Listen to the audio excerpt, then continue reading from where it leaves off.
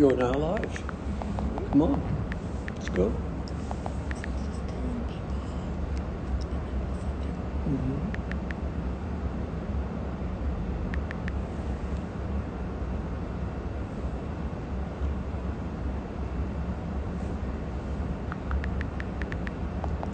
Invite us in, please.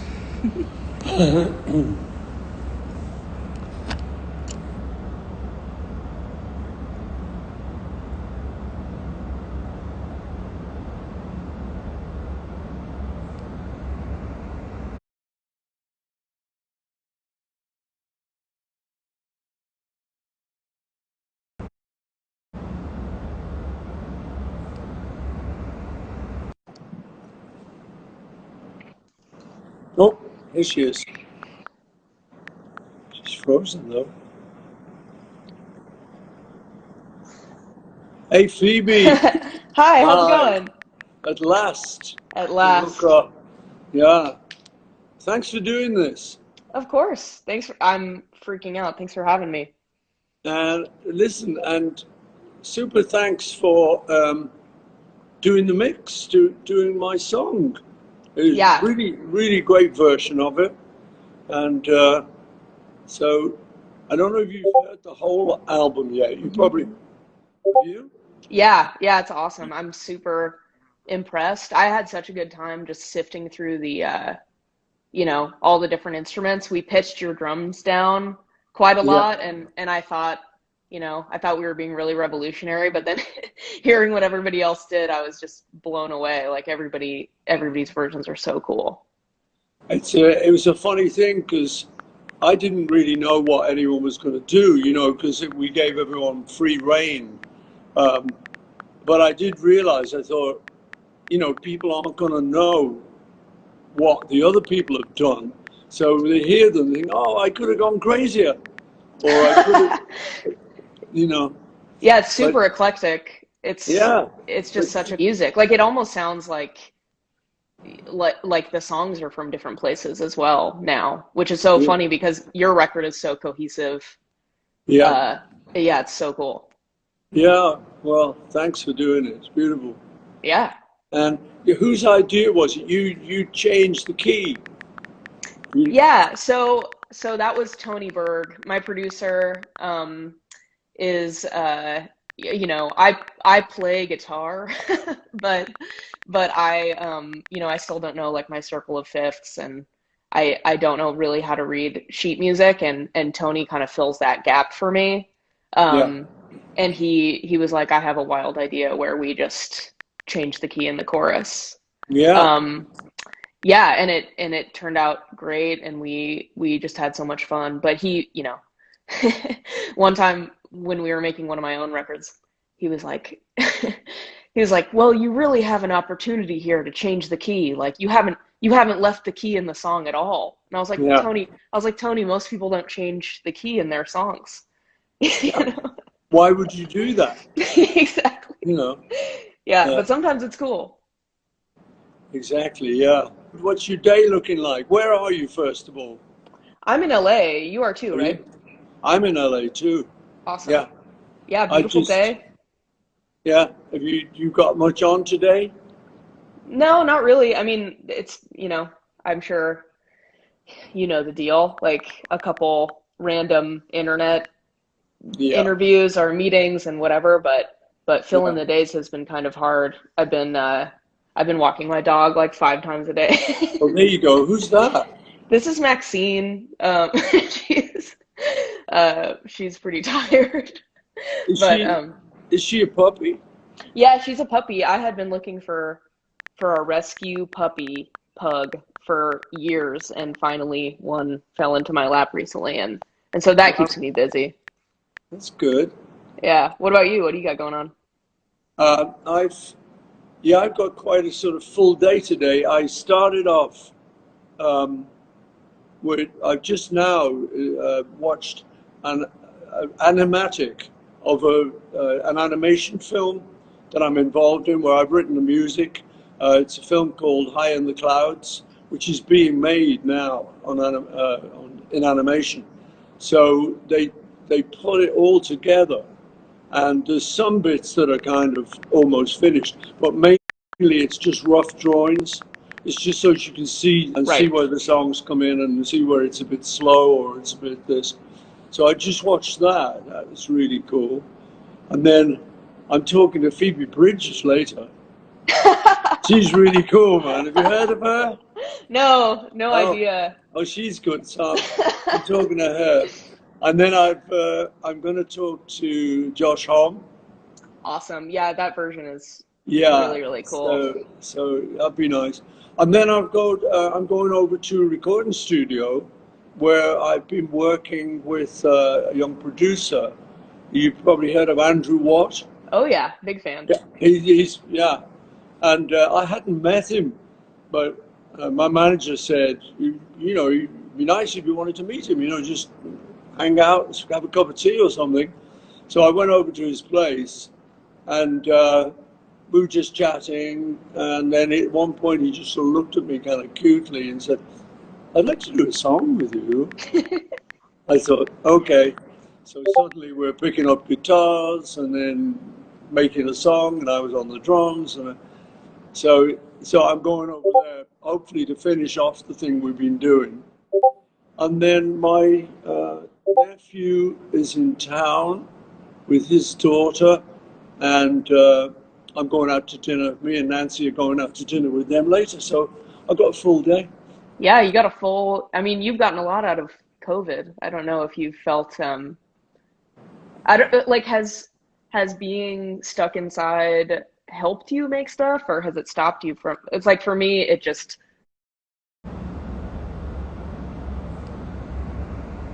at all because the collective consciousness was so Yeah. stressful. But I don't know, it seems like you got a lot done. Well, you know, I was kind of lucky because I got locked down with my daughter Mary and her family, her husband and their 4 kids. So that was kind of nice. I was locked down with my grandkids. And, you know, I visit them or they visit me occasionally, but we don't live together. But in COVID, we did, you know, so that was nice for me. I loved it. And the UK government said, you can go to work as long as you can't work from home.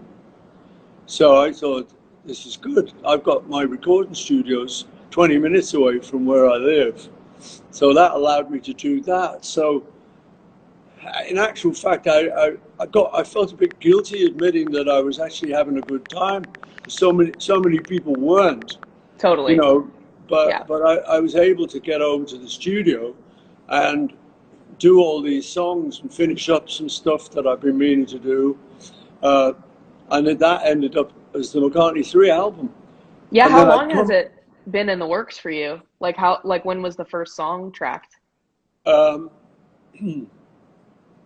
they were over the years. Yeah. Most of them were just from the last couple of years, where I'd sometimes if I've got nothing on, I just like being in the studio. So I'll go in and I'll mess around basically, you know. Totally. Yeah, and I enjoy that, you know, it kind of. So I was able to do that, but then it meant that there were a few songs I'd messed around with and I got something on them, but I had to leave them. So then I'd say, okay, look, let's look at that one, let's grab that one, take a look at that. Right. So that became the thing of finishing up all these songs, and then there were one or two that I'd just written, like "Seize the Day," that I'd just written that, so I kind of went in and recorded that. But it did mean that I could be very creative during lockdown, which was a big blessing. Totally. Mhm. Do you ever like write an entire song and then a couple years later you take another stab at it and everything about it changes? Like do you write half the lyrics one year and then 3 years later finish it, or once you finish something is it just kind of that's what it is? No, you know, I like to think you can do it anyway. So that's how it happens with me.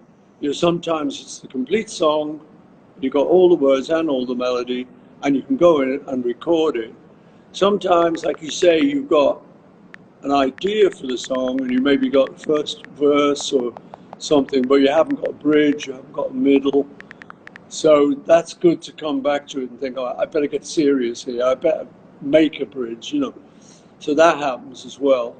And then sometimes I just make it up in the studio. Wow, And that's bold. that's a bit more precarious, you know, because you can spend hours thinking, what should this word be, you know, and whatever. But yeah, and I do it in a variety of ways. I like to mix it up. I can't imagine doing that. I feel like my lyrics would be so bad if I was just going off the cuff.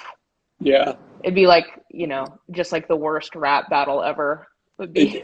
it it is a bit, I must say. Yeah, no. Sometimes if I'm in that experimental mode, I did a record a few years ago called Fireman, which was it was me. It's kind of like an underground record. We didn't say I was involved. We just called it the Fireman, and I did it with a friend of mine who was called Youth, who's a producer, and we just experimented. In the first couple of, we did it. I think we've done 3 Fireman records, and the first one was instrumental, kind of trance music. It was just that kind of vibe. Second one was a little bit more experimental, but the third one, he says to me, do you want to do a vocal? I said, well, I've got no words, you know, and he said, well, yeah, you know, yeah, go on, have a go. So I went out on the mic and I'm then saying, okay, disclaimer, this could be the worst thing you've ever heard. This could be me totally crapping out, you know. But you have to just get courageous and just go on the mic and go, I'm sitting here and I'm talking to you and this is what I'm going to do. It's like, It's a hit. It's a suddenly, hit. if you're That's called lucky, for. a little line comes out that means something and you can build Right. on that. But it is a bit like walking a tightrope. Yeah. Well, I guess that is, yeah, it's kind of what I do by myself, but Yeah, doing it in yeah, front of other people, you must have to have a lot of trust for like, don't yeah, embarrass me, don't look at me while I do this, yeah. you know. Well, no, that's funny. I was just saying that to my Nancy the other day that I had to work on something. There was a bit of thing where I needed a bit of melody and some words. And I said, you know, normally I'll find the furthest away closet in the house where no one's going to hear me, or an outbuilding, or anywhere, just the furthest, most remote bedroom, just so I don't feel anyone's listening to me. Because if I feel someone's listening, I'm always like very inhibited, you know, and thinking, God, they're going to think I'm terrible, you know, because when you're writing, you're goofing around and it doesn't always just work till you find the line, and then you can write that down. But sometimes, so I like to be hidden away, Yeah, and, me too. you know, Have you ever accidentally plagiarized somebody? Like, have you ever come up with a melody or some words that are genius and then you yeah. realize that you'd heard them on the radio or something? Yeah, I do that occasionally and try and check it out. Think, where is that from? Yeah. And if I can't think of it, then I think, okay. I remember talking to John Lennon once about that, and I'd done something that was a little bit like something else. He said, it's okay, it's a quote. You know, Yeah. you're quoting someone else, you know. Right. But the good thing about writing with John in the old days was um, if he or I, like for instance, for me, if he would write a line that I would go, oh, no, wait a minute, that's from West Side Story, or that's a Bob Dylan song, or, and he would, oh yeah, okay. And similarly, he'd do it with me. You know, if I was going somewhere that was a little bit plagiarizing, then he'd say, isn't that so-and-so? So, oh yeah. So it was good because we could, you know, police each other on that. Were you comfortable being embarrassed with each other? Like, could you write a bad line and know that he'd Yeah, be like, that sucks. Like, we can do better than that, or same yeah. with him? No, yeah, that was one of the great things about him as a collaborator. You know, we we'd kind of known each other for a long time before we had any big success. Um, I I knew him when we were teenagers, and I'd been hitchhiking with him, and so we were like buddies, you know. We slept in the same bed in the little hotel and stuff, you know, so that you get to know people like that. So so if then when you were sitting down and writing, um, no, you could just say, "Nah, don't like that," and he could say, "No, no, no, no, no." And in fact, nowadays, now that he's passed away, I will check my songs with him, as it were. You know, I'll write a line and go, "Oh my God, this is getting a bit sickly. Wait a minute, would I have got away with this with John?" And Right. his voice comes back, "No." They go, "Okay, I better." So you know, I think you're That's so always on cool. the lookout for. But yeah, no, we were very good at telling each other that didn't work. This doesn't work. So Yeah. let's change it. And that was a Mhm. nice thing. It's always great when you change it because often you get something better. Oh, totally. Do you ever find that if you're really searching for a rhyme or another line to go along and it takes you forever, Yeah, when you finally find it, I feel like the initial thing that you were trying to rhyme it with is just it pales in comparison. Like yeah, it just doesn't even make sense anymore. The focal point of the song disappears into a way better song yeah, than the idea. I love that yeah, feeling. yeah. No, I agree. Yeah. And sometimes you'll, like you say, be hung up on a line or on a thought, and it's just taking too long and it's causing too much trouble. So you just get rid of it. Let's just go somewhere else, you know, Yeah. you know, and that's a nice feeling.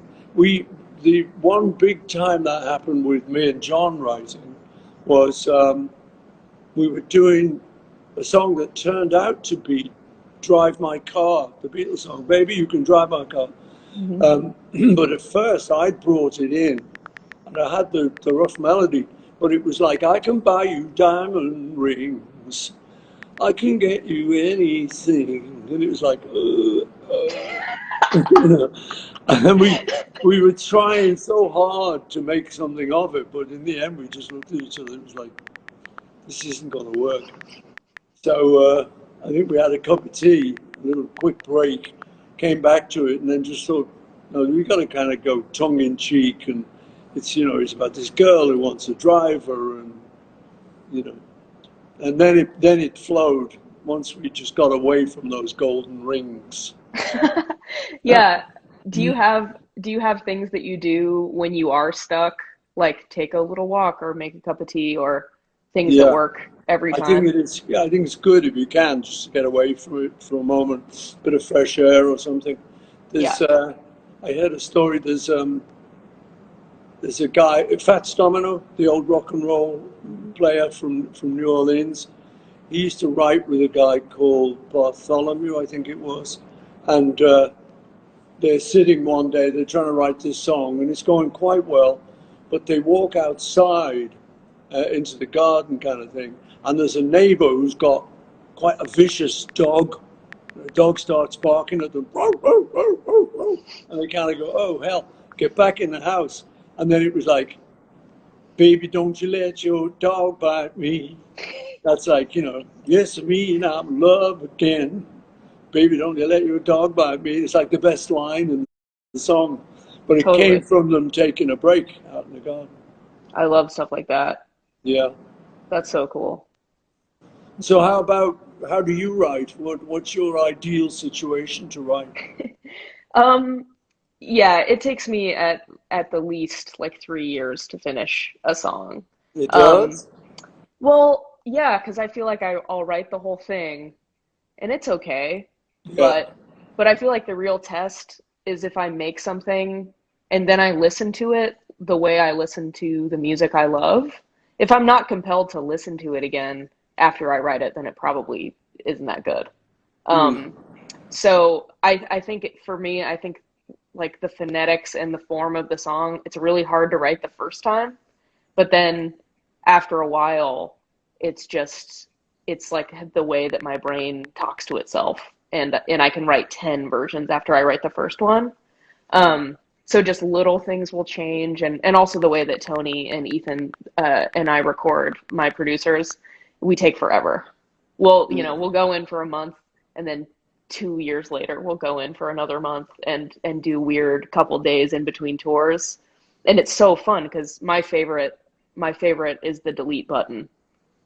Like I love just making something and then realizing that you spent all day trying to get a drum tone, and then you cut the drums completely and it sounds way better. So I feel the same with writing. It's like that. Yeah. Mm. It's good. When you were asked to do this, how was it put to you? It's like Paul McCartney would like you to do a mix or like you to do a vocal. What was your brief? Yeah, my brief was like, some people are doing remixes, and I was like, well, I definitely can't do that. And then I was like, I'll just do a cover. And then they said, well, we'll send you all the tracks and you can do whatever you want. And I was like, what a awesome gift. We just had such a great time sifting through stuff and changing the key, and we recorded mellotron strings and horns, and we pitched them down too. And now it just kind of sounds like, in a good way, I hope, but it definitely, when I was listening to it today, I was like, wow, this feels like drowning. Like all the instrumentation is so low. But yeah, I guess that's the only way I would ever really remix something, is if I could add things, because I'm horrible in Logic. Yeah. No, I was glad actually that everyone felt very free to do what made them comfortable. Either a remix or a resing or whatever. And I think the other thing that helped, strangely again, was lockdown. Totally. Because people were getting this project, an offer, and it was during lockdown, so it was like, yeah, well, what else can we do? Might as well. So everyone had the freedom to get creative, which is nice. Yeah, we had a blast. Yeah, we spent a couple days and just, like I said, throwing stuff at the wall, deleting it, trying it again, putting stuff back.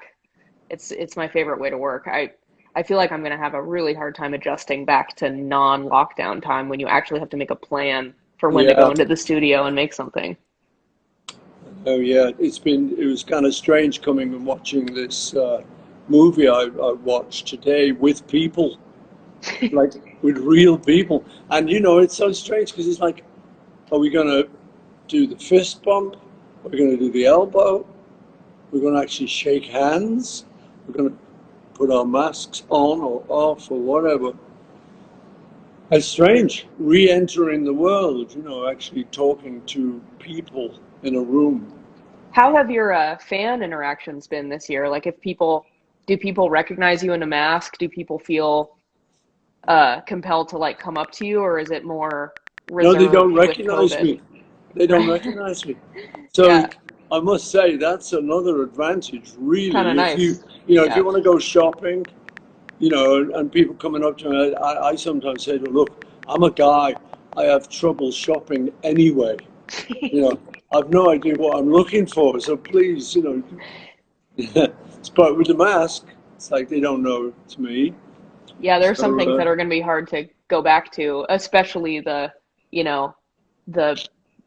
people immediately hugging you. Like I'm kind of an awkward physical person, so yeah. I love the elbow. That's great. Like my wife Nancy. She's never been that keen. She's not like totally germophobic, but she's aware that you can catch germs off people. So, but I'm a hugger. So I'm like, hey, hello, there you go. So I kind of miss it, but she doesn't. She's saying, no, it's okay. She must feel the elbow. She must feel so validated this year, just being like, see what happens when you touch people too much. All those germaphobes were right. Yeah, they were right. Yeah, totally. Hide forever. Never talk to people or touch them. Yeah. What's your doggy's name? This is Maxine. Hey. She always looks like this. She looks like a little troll. Hey, Maxine, you're on live global Instagram. She doesn't know. She doesn't care Yeah, who. She doesn't care about the Beatles. Look at her. yeah. She's like, who's that? I mean, you're being said hello to from Argentina. Oh Hey, yeah. hey, listen, Phoebe, and little doggy. I've got to go now. So thanks very much for doing the Thank track. you. I love the track. It's really, it's great. And so thanks for being on the album and taking part. And thanks for doing this interview. Thanks. I love the record. Yeah. Oh, great. Thank you so much for having me. All right, babe. Lots of Have a love. great day. Bye. Bye bye. Thank you.